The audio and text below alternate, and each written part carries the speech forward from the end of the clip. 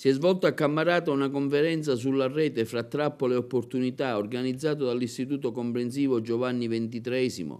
Si tratta della giornata conclusiva del progetto sul bullismo, cui hanno partecipato genitori, docenti e studenti interessati a conoscere e prevenire il fenomeno del cyberbullismo e dei pericoli della rete.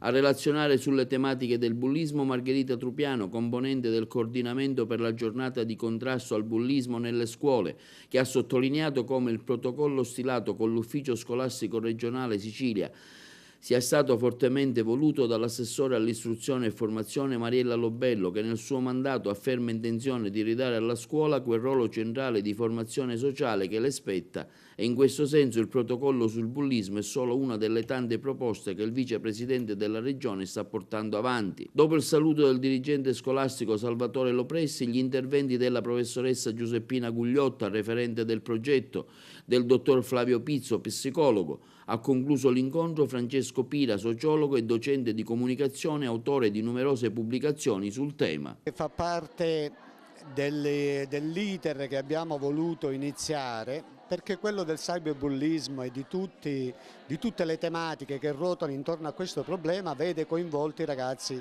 di tutte le età, in particolar modo quelli della scuola secondaria, perché sono quelli più vulnerabili ai pericoli che circolano dentro la rete.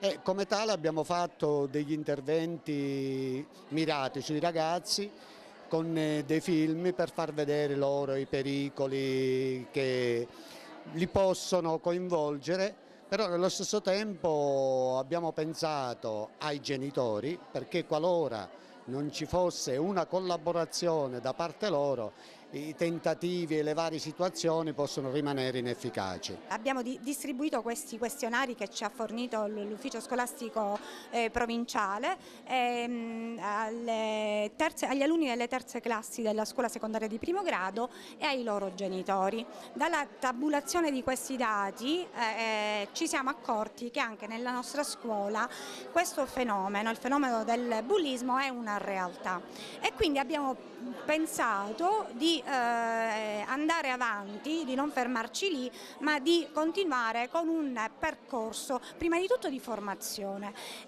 Diciamo che l'abbiamo suddiviso in due momenti: un primo momento rivolto, cioè una parte rivolta ai ragazzi con delle attività di sensibilizzazione e di informazione. Infatti la docente di approfondimento di tutte le classi ha avuto l'opportunità di informare i ragazzi su questo fenomeno del bullismo, ma anche del cyberbullismo e del sexting.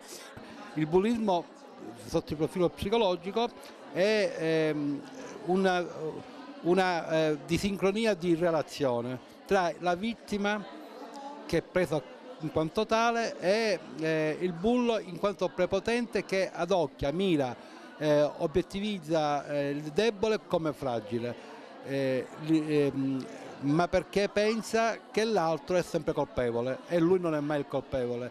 La famiglia ha un ruolo importante nel bullismo, perché è lì che si comincia a strutturare, a formalizzare e comincia a avere diciamo, il piedistallo su cui stare. La scuola infine deve essere il contesto in cui va